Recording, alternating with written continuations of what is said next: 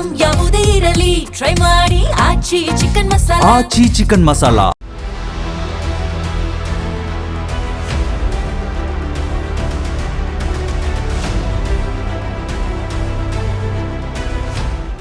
ರಾಜ್ಯದಲ್ಲಿ ನಡೀತಾ ಇರುವ ಉಪಚುನಾವಣೆ ದಿನದಿಂದ ದಿನಕ್ಕೆ ತೀವ್ರ ಕುತೂಹಲ ಕೆರಳಿಸುತ್ತಿದ್ದು, ಪ್ರಮುಖ ರಾಜಕೀಯ ಪಕ್ಷಗಳಾದ ಬಿಜೆಪಿ ಹಾಗೂ ಕಾಂಗ್ರೆಸ್ ನಾಯಕರ ಭರ್ಜರಿ ಪ್ರಚಾರದಿಂದ ಕಣ ರಂಗೇರಿದೆ. ವಿಶೇಷವಾಗಿ ಬಾಗಲಕೋಟೆಗಿಂತ ದಾವಣಗೆರೆ ದಕ್ಷಿಣ ಕ್ಷೇತ್ರದಲ್ಲಿ ರಾಜಕೀಯ ಚಟುವಟಿಕೆಗಳು ಹೆಚ್ಚು ಉತ್ಕಟಗೊಂಡಿದ್ದು, ಈ ಕ್ಷೇತ್ರವೇ ರಾಜ್ಯ ರಾಜಕೀಯದ ಕೇಂದ್ರ ಬಿಂದುವಾಗಿದೆ.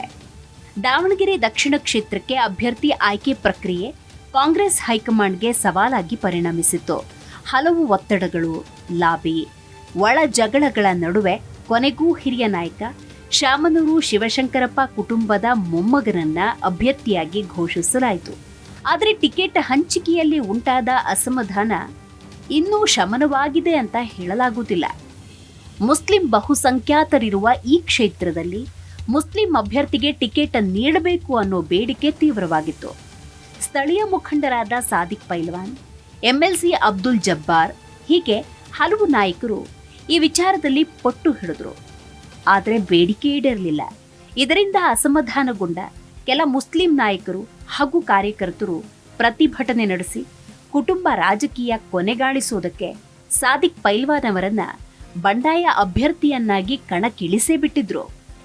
4 ಬಾರಿ ನಾಮಪತ್ರ ಸಲ್ಲಿಸಿರುವ ಅನುಭವ ಹೊಂದಿರುವ ಸಾದಿಕ್ ಪೈಲ್ವಾನ್ ಈ ಬಾರಿ ಯಾವುದೇ ಕಾರಣಕ್ಕೂ ಹಿಂದೆ ಸರಿಯೋದಿಲ್ಲ ಅಂತ ಪಟ್ಟು ಹಿಡಿದಿದ್ರು. ಅವರನ್ನ ಮನವೊಲಿಸಲು ಕಾಂಗ್ರೆಸ್ ಮುಸ್ಲಿಂ ಮುಖಂಡರಾದ ರಿಜ್ವಾನ್ ಅರ್ಷದ್, ಸಲೀಂ ಅಹಮದ್ ಭೇಟಿ ನೀಡಿದ್ರು. ಕಾರ್ಯಕರ್ತರ ವಿರೋಧದ ನಡುವೆ ಮಾತುಕತೆ ನಡೆಸಿ ನಂತರ ಸಿಎಂ ಸಿದ್ದರಾಮಯ್ಯ ಮತ್ತು ಡಿಕೆ ಶಿವಕುಮಾರ್ ಅವರ ಮಾಸ್ಟರ್ ಮೈಂಡ್ ಮೂಲಕ ಸಮಾಧಾನಪಡಿಸಿ ಬಂಡಾಯ ಅಭ್ಯರ್ಥಿ ನಾಮಪತ್ರ ವಾಪಸ್ ಪಡೆಯುವಂತಾಯಿತು. ಇದರಿಂದ ದಕ್ಷಿಣ ಕ್ಷೇತ್ರದ ಸುಮಾರು 80,000 ಮುಸ್ಲಿಂ ಮತದಾರರಲ್ಲಿ ಗೊಂದಲ ಉಂಟಾಗಿದ್ದು, ನಂತರ ಸಿದ್ದರಾಮಯ್ಯ ಹಾಗೂ ಡಿಕೆ ಶಿವಕುಮಾರ್ ಅವರ ಮಾಸ್ಟರ್ ಮೈಂಡ್ ಮೂಲಕ ಸಮಾಧಾನಪಡಿಸಿ ಚುನಾವಣೆಯಿಂದ ಹಿಂದೆ ಸರಿಯುವಂತೆ ಮಾಡಲಾಯಿತು. ಇದರಿಂದ ದಕ್ಷಿಣ ಕ್ಷೇತ್ರದ 80,000 ಮುಸ್ಲಿಂ ಮತದಾರರಲ್ಲಿ ಗೊಂದಲ ಉಂಟಾಗಿದ್ದು, ಮುಸ್ಲಿಂ ಅಭ್ಯರ್ಥಿ ಇಲ್ಲದ ಹಿನ್ನೆಲೆಯಲ್ಲಿ ಎಸ್ಡಿಪಿಐ ಪಕ್ಷ ಮನೆ ಮನೆಗೆ ಪ್ರಚಾರ ನಡೆಸುತ್ತಿದ್ದಾರೆ.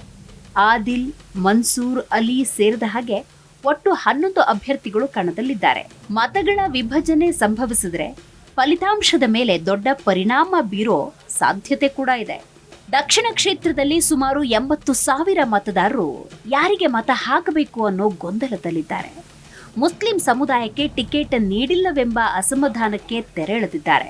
ಮುಸ್ಲಿಂ ಯುವಕರು ರೊಚ್ಚಿಗೆದ್ದು ಈ ಬಾರಿ ಕಾಂಗ್ರೆಸ್ ಪಕ್ಷದ ಅಭ್ಯರ್ಥಿ ಸಮರ್ಥ ಶಾಮನೂರು ಅವರನ್ನ ಗೆಲ್ಲಿಸಬಾರದು ಅಂತ ಮುಸ್ಲಿಂ ಮನೆಗಳಲ್ಲಿ ಪ್ರಚಾರ ಮಾಡುತ್ತಿದ್ದಾರೆ ಅನ್ನೋ ಮಾತುಗಳು ಕೇಳಿಬರ್ತಾ ಇದೆ. ರಾಜ್ಯದ ಮುಸ್ಲಿಂ ಕಾಂಗ್ರೆಸ್ ಮುಖಂಡರು ಕೂಡ ದಾವಣಗೆರೆ ದಕ್ಷಿಣ ವಿಧಾನಸಭಾ ಕ್ಷೇತ್ರಕ್ಕೆ ಬರುವುದಕ್ಕೆ ಹಿಂದೇಟು ಹಾಕುತ್ತಿದ್ದಾರೆ ಅನ್ನೋದು ಕೇಳಿಬರ್ತಿರುವಂತಹ ವಿಚಾರ. ಹಾಗಾದ್ರೆ 80,000 ಮುಸ್ಲಿಂ ಮತಗಳನ್ನ ಯಾರಿಗೆ ಚಲಾಯಿಸಬೇಕು ಅನ್ನೋ ಗೊಂದಲ ಉಂಟಾಗಿದೆ ಅನ್ನೋದು ಸ್ಪಷ್ಟ. ಎಸ್ಡಿಪಿಐ ಮನೆ ಮನೆಗೆ ಭೇಟಿ ನೀಡಿ ಪ್ರಚಾರವನ್ನೇನೋ ಮಾಡ್ತಾ ಇದೆ. ಇನ್ನೊಂದು ಕಡೆ ಸಿಎಂ ಇಬ್ರಾಹಿಂ ಆಪ್ತ ವಜ್ರ ಚಿಹ್ನೆಯೊಂದಿಗೆ ಆದಿಲ್ ಸ್ಪರ್ಧೆ ಮಾಡಿದ್ದಾರೆ. ಇಂತಹ ವಿಭಿನ್ನ ಚುನಾವಣೆಯಲ್ಲಿ 11 ಮುಸ್ಲಿಂ ಅಭ್ಯರ್ಥಿಗಳು ಕಣದಲ್ಲಿರುವುದು ವಿಶೇಷ. ಶಾಮನೂರು ಕುಟುಂಬದವರು ಮುಸ್ಲಿಂ ಮತಗಳು ಛಿದ್ರವಾಗಬಾರದು, ಮೊದಲಿದ್ದ ಹಾಗೆ ಕಾಂಗ್ರೆಸ್ ಪಕ್ಷಕ್ಕೆ ಮತ ಬರಬೇಕು, ಸಚಿವ ಜಮೀರ್ ಅಹಮದ್ ಕ್ಷೇತ್ರಕ್ಕೆ ಬರ್ತಾರೆ ಎಂದು ಒತ್ತಿ ಒತ್ತಿ ಹೇಳ್ತಿದ್ದಾರೆ. ರಾಜ್ಯದಿಂದ ಕೆಲವು ಅಲ್ಪಸಂಖ್ಯಾತ ಮುಖಂಡರು ದಾವಣಗೆರೆ ದಕ್ಷಿಣ ಕ್ಷೇತ್ರಕ್ಕೆ ಭೇಟಿ ನೀಡ್ತಾ ಇದ್ದು, ಮುಸ್ಲಿಂ ಮತಗಳನ್ನ ಕಾಂಗ್ರೆಸ್ಗೆ ಪಡೆದುಕೊಳ್ಳುವುದಕ್ಕೆ ಏನು ಪ್ಲಾನ್ ಸಿದ್ಧ ಮಾಡಿದ್ದಾರೆ ಅನ್ನೋ ಅನುಮಾನ ವ್ಯಕ್ತವಾಗ್ತಾ ಇದೆ.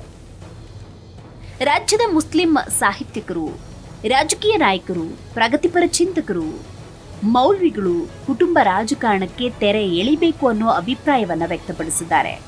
ಬರುವ ಚುನಾವಣೆಯಲ್ಲಿ ಮುಸ್ಲಿಂ ಸಮುದಾಯಕ್ಕೆ ಕೆಲವು ಕ್ಷೇತ್ರಗಳು ಕೈತಪ್ಪೋ ಸಾಧ್ಯತೆ ಇದೆ ಅಂತ ಅಂದಾಜಿಸಿದ್ದಾರೆ. ಎಲ್ಲಾ ಬೆಳವಣಿಗೆಗಳ ನಡುವೆ ದಕ್ಷಿಣ ಕ್ಷೇತ್ರದ 80,000 ಮುಸ್ಲಿಂ ಮತದಾರರು ಯಾರಿಗೆ ಮತ ಹಾಕಬೇಕು ಅನ್ನೋ ಗೊಂದಲದಲ್ಲಿರೋದಂತೂ ಸ್ಪಷ್ಟ. ಮತಗಳೇನಾದರೂ ಛಿದ್ರವಾದರೆ ಬಿಜೆಪಿಯ ಗೆಲುವಿಗೆ ಇದು ಅನುಕೂಲವಾಗತ್ತೆ ಅನ್ನೋ ಆತಂಕ ಕೂಡ ಇದೆ. ಕಾಂಗ್ರೆಸ್ ಅಭ್ಯರ್ಥಿಯನ್ನ ಗೆಲ್ಲಿಸಲು ಎಸ್ಎಸ್ ಕುಟುಂಬದ ತಂತ್ರವೇನು ಅನ್ನೋದರ ಮೇಲೆ ಕುತೂಹಲ ಹೆಚ್ಚಾಗಿದೆ. ಎರಡೂ ಪಕ್ಷಗಳ ನಡುವೆ ತೀವ್ರ ಪೈಪೋಟಿ ಇರುವುದರಿಂದ ಮುಂದಿನ ದಿನಗಳಲ್ಲಿ ಚುನಾವಣಾ ಕಣ ಇನ್ನಷ್ಟು ರಂಗೇರೋ ಸಾಧ್ಯತೆ ಇದೆ. ಹೌದು, ದಾವಣಗೆರೆ ದಕ್ಷಿಣ ವಿಧಾನಸಭಾ ಕ್ಷೇತ್ರದ ಶಾಸಕ ಶಾಮನೂರು ಶಿವಶಂಕರಪ್ಪ ಅವರ ನಿಧನದಿಂದ ತೆರವಾಗಿರುವ ಸ್ಥಾನಕ್ಕೆ ಏಪ್ರಿಲ್ 9ರಂದು ಚುನಾವಣೆ. ಕಳೆದ 2023ರ ವಿಧಾನಸಭಾ ಚುನಾವಣೆಯ ಸಂದರ್ಭದಲ್ಲೇ ಶಾಮನೂರು ಶಿವಶಂಕರಪ್ಪನವರ ಬಲಗೈ ಬಂಟ ಎನ್ನಿಸಿಕೊಂಡಿದ್ದ ಸಾದಿಕ್ ಪೈಲ್ವಾನ್ ಪ್ರಮುಖ ಆಕಾಂಕ್ಷಿಯಾಗಿದ್ದರು. ಆ ಚುನಾವಣೆಯಲ್ಲಿ ಅವರು ಟಿಕೆಟ್ಗಾಗಿ ಹರಸಾಹಸ ಪಟ್ಟಿದ್ರು. ಕಡೆಗೂ 93 ವರ್ಷದ ಶಾಮನೂರು ಶಿವಶಂಕರಪ್ಪ ಅವರಿಗೆ ಅಂದು ಟಿಕೆಟ್ ಕೊಡಲಾಗಿತ್ತು. ಮಗ ಮಲ್ಲಿಕಾರ್ಜುನ್ ಅವರಿಗೂ ಟಿಕೆಟ್ ನೀಡಲಾಗಿತ್ತು. ಅಪ್ಪ ಮಗ ಇಬ್ಬರು ಗೆದ್ದು ಬಂದಿದ್ರು. ಒಂದೇ ವರ್ಷದಲ್ಲಿ ನಡೆದ ಲೋಕಸಭಾ ಚುನಾವಣೆಯಲ್ಲಿ ಮತ್ತೆ ಶಾಮನೂರು ಶಿವಶಂಕರಪ್ಪ ಸೊಸೆ ಡಾಕ್ಟರ್ ಪ್ರಭಾ ಮಲ್ಲಿಕಾರ್ಜುನ್ ಅವರಿಗೆ ಟಿಕೆಟ್ ಕೊಟ್ಟು ಮುಸ್ಲಿಮರಿಗೆ ಕಾಂಗ್ರೆಸ್ ಮಗದೊಮ್ಮೆ ಅನ್ಯಾಯವನ್ನ ಎಸಗಿತ್ತು. ಆದರೂ ಆ ಸಮುದಾಯದ ರಾಜಕೀಯ ಪ್ರಾತಿನಿಧ್ಯ ಸಿಗದೇ ಇರುವುದು ಕಾಂಗ್ರೆಸ್ಗೆ ಮುಸ್ಲಿಮರು ವೋಟ್ ಬ್ಯಾಂಕ್ ಅಷ್ಟೇ ಅನ್ನೋ ಆರೋಪಕ್ಕೆ ಪುಷ್ಟಿ ನೀಡುವ ರೀತಿ ಇತ್ತು. ಒಂದು ಕಡೆ ಕುಟುಂಬ ರಾಜಕಾರಣವನ್ನ ಮಾಡ್ತಾ ಇರುವುದು, ಮತ್ತೊಂದು ಕಡೆ ಮುಸಲ್ಮಾನರನ್ನ ವೋಟ್ ಬ್ಯಾಂಕ್ ಆಗಿ ಮಾತ್ರ ಬಳಕೆ ಮಾಡಿಕೊಳ್ತಿರೋದು ಕಾಂಗ್ರೆಸ್ನ ಮುಖವಾಡವನ್ನ ಬಯಲು ಮಾಡಿದೆ ಅಂತ ದಾವಣಗೆರೆ ದಕ್ಷಿಣ ಕ್ಷೇತ್ರದ ಮುಸ್ಲಿಂ ಸಮುದಾಯದವರು ಆಡ್ತಿರುವ ಮಾತು. ಈ ಉಪಚುನಾವಣೆಯಲ್ಲಿ ಶಾಮನೂರು ಕುಟುಂಬಕ್ಕೆ ಟಿಕೆಟ್ ನೀಡಿರುವುದನ್ನ ಸಮರ್ಥಿಸುವುದಕ್ಕೆ ಅನುಕಂಪದ ಕಾರ್ಡ್ ಪ್ಲೇ ಮಾಡ್ತಿರುವ ಕಾಂಗ್ರೆಸ್, ಹಾಗಾದ್ರೆ 2023ರಲ್ಲಿ ಮುಸ್ಲಿಮರಿಗೆ ಯಾಕೆ ಟಿಕೆಟ್ ಅನ್ನ ನಿರಾಕರಿಸ್ತು ಅನ್ನೋದಕ್ಕೆ ಉತ್ತರ ಕೊಡಬೇಕು. ಬದುಕಿನ ಸಂಧ್ಯಾಕಾಲದಲ್ಲಿದ್ದ 93 ವರ್ಷದ ಶಾಮನೂರು ಶಿವಶಂಕರಪ್ಪ ಅವರಿಗೆ ಟಿಕೆಟ್ ನೀಡೋ ಬದಲು ಪೈಲ್ವಾನ್ ಅವರಿಗೆ ಟಿಕೆಟ್ ನೀಡಬೇಕಿತ್ತು ಅಂತ ಆ ಸಮುದಾಯ ಪ್ರಶ್ನೆ ಕೇಳಿದೆ. ತಮ್ಮ ನಿಷ್ಠಾವಂತ ಬೆಂಬಲಿಗನಿಗೆ ಟಿಕೆಟ್ ನೀಡುವಂತೆ ಶಾಮನೂರು ಕುಟುಂಬವೇ ಉದಾರತೆಯನ್ನು ತೋರಬೇಕಿತ್ತು. ಒಂದೇ ಮನೆಯಲ್ಲಿ ಇಬ್ಬರು ಶಾಸಕರು, ಒಬ್ಬರು ಸಂಸದೆ ಇದ್ದಾಗಲೂ ಮುಸ್ಲಿಂ ಸಮುದಾಯ ಸುಮ್ಮನಿತ್ತು. ಈಗ ಶಾಮನೂರು ಶಿವಶಂಕರಪ್ಪ ನಿಧನರಾದ ಮೇಲೂ ಆ ಕ್ಷೇತ್ರದಲ್ಲಿ ಒಬ್ಬ ಮುಸ್ಲಿಂ ವ್ಯಕ್ತಿಗೆ ಟಿಕೆಟ್ ಕೊಡಲು ಆ ಕುಟುಂಬ ಬಿಡ್ತಿಲ್ಲ ಅನ್ನೋದು ನಿಜಕ್ಕೂ ಕೂಡ ವಿಶ್ವಾಸದ್ರೋಹದ ಕೆಲಸ ಅಂತ ದಾವಣಗೆರೆ ದಕ್ಷಿಣ ಕ್ಷೇತ್ರದ ಮುಸಲ್ಮಾನ್ ಸಮುದಾಯದವರು ಆಡ್ತಿರುವ ಮಾತು. ಈ ಬಾರಿ ಸಮರ್ಥಗೆ ಅನುಕಂಪದ ಟಿಕೆಟ್ ಕೊಟ್ಟಿರುವ ಕಾಂಗ್ರೆಸ್ 2028ರಲ್ಲಿ ಮುಸ್ಲಿಂ ಅಭ್ಯರ್ಥಿಗೆ ಟಿಕೆಟ್ ನೀಡಲಿದೆಯೇ? ಅಂತಹ ಮಾತುಗಳು ಯಾವುದು ಕಾಂಗ್ರೆಸ್ನಿಂದ ಇದುವರೆಗೂ ಬಂದಿಲ್ಲ. ಈ ನಡುವೆ ಕೆಲವು ಅತೃಪ್ತ ಮುಸಲ್ಮಾನರು ಕಾಂಗ್ರೆಸ್ನ ಬಿಟ್ಟು ಬಿಜೆಪಿ ಸೇರಿದ್ದಾರೆ. ಇವೆಲ್ಲ ಕ್ಷಣಿಕ ಆವೇಶದ ನಡೆಯೂ ಇರಬಹುದು. ಆದರೆ ಕಾಂಗ್ರೆಸ್ ಕ್ಷೇತ್ರ ಬಿಜೆಪಿ ಕೈವಶವಾಗಲು ಇದು ಕಾರಣವಾದರೆ ಅಚ್ಚರಿಯಿಲ್ಲ. ಹೌದು, ಉಪಚುನಾವಣೆಯ ಕುಸ್ತಿಯ ಕಣದಿಂದ ಸಾದಿಕ್ ಪೈಲ್ವಾನ್ ಹಿಂದೆ ಸರಿದಿರಬಹುದು. ಅದಕ್ಕಾಗಿ ಸಿಎಂ ನಡೆಸಿದ ಸಂಧಾನ ಯಶಸ್ವಿಯಾಗಿರಬಹುದು. ಆದರೆ ಮುಸ್ಲಿಮರ ಮನಸ್ಸಿನಲ್ಲಿ ಕಾಂಗ್ರೆಸ್ ವಿರುದ್ಧ ಇರುವ ಅಸಹನೆ ಯಾವುದೇ ಕಾರಣಕ್ಕೂ ಕಡಿಮೆಯಾಗಿಲ್ಲ ಅನ್ನೋದು ಸುಸ್ಪಷ್ಟ.